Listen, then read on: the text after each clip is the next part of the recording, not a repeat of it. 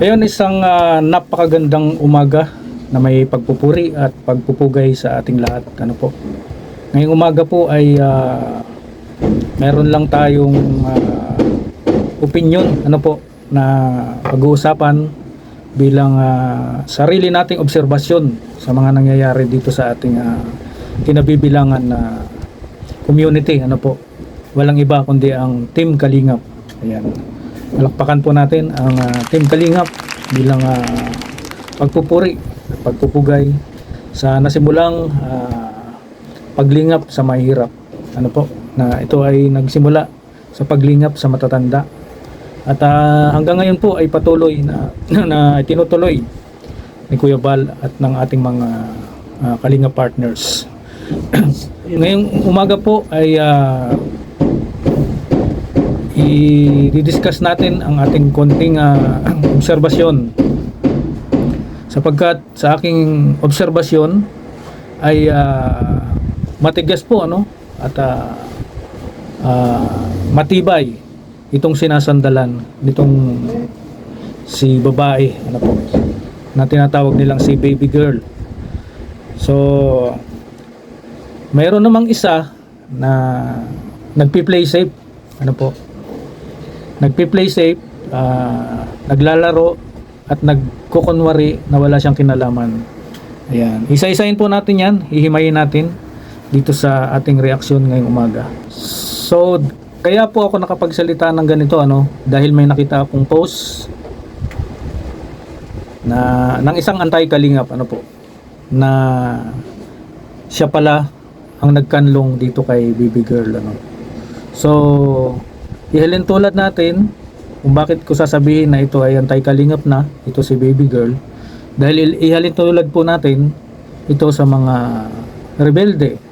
Halimbawa ikaw ay nagpakanlong, nasa kanlungan ka ng rebelde. Pag ikaw inabot ng raid, ikaw ay mabibilang bilang isang rebelde. At kung ikaw ay nahuling sumisigaw ng laban sa pamunuan, ikaw ay may tuturing na rebelde. So kaya pala, base sa nakita nating eksena, akto nitong si baby girl ay pumunta siya para ipahiya itong ating founder.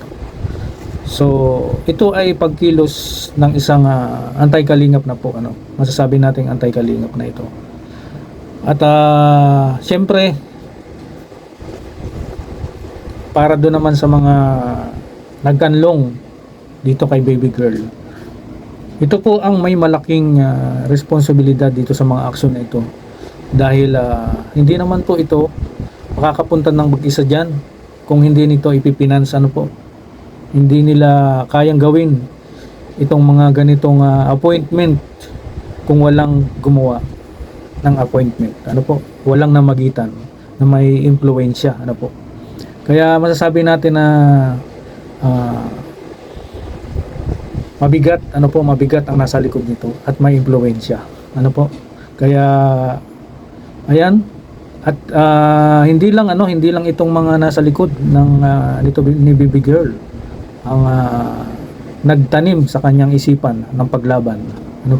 Ito ay a matter of ito, doktrina na brainwash po ito, pinaliwanagan, nilaso ng utak, at naging rebelde.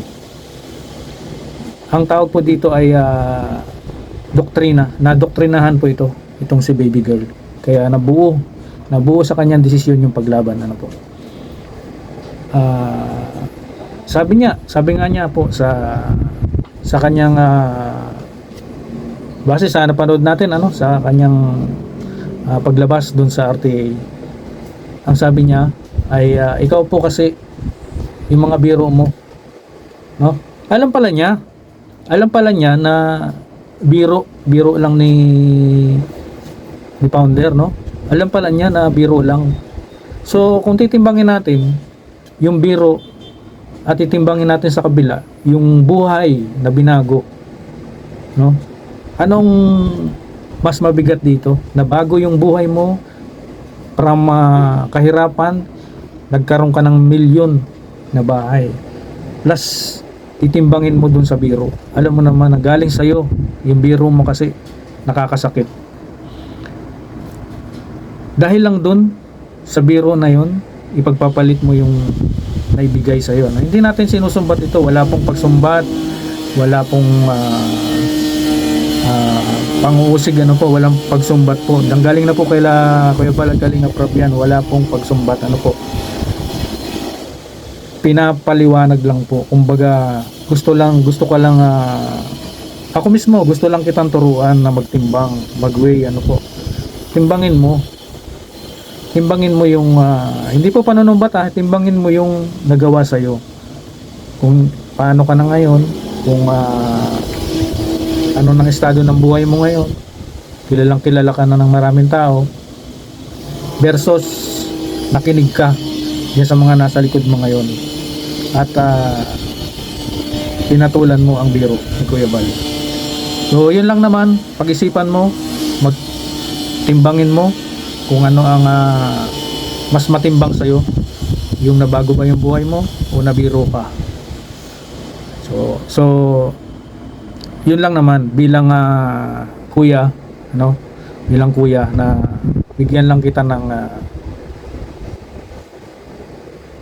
assignment, no, para isipin, mag-isip, magnilay-nilay kung ano nga ba nagawa mo at ano ang obligasyon mo bilang ikaw ay nabago ang buhay, ano.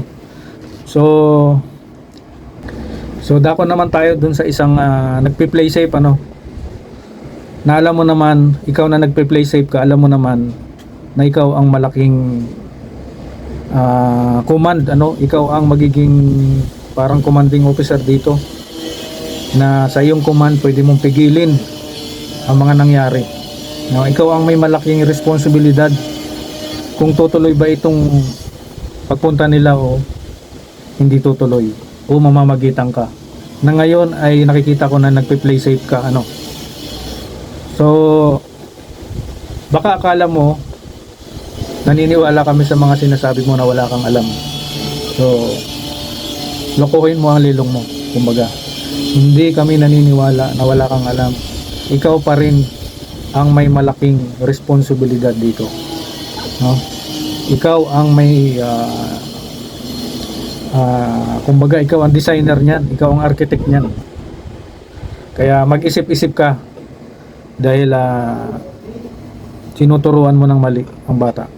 Sa halip na turuan mo kung paano maging uwarang bata at lumingon sa mga tulong, sa mga blessing na nakakamit, naturuan mong magpasalamat sa taas at sa mga nakatulong, bagkus tinuruan yung lumaban, tinuruan yung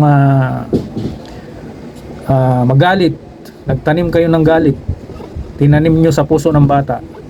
Kayo ang may malaking responsibilidad kung anong naging ugali ng bata niya dahil sa inyong paghubog. Na alam naman natin na ang ugali ng bata, yan ay makikita mo sa paggabay ng mga magulang. Kaya ito ay masasabi natin na na wag mo kaming bilugin, lokohin mo ang lelong mo. Maraming salamat po. Hanggang dito lang muna. Spread love sa lahat. God bless you.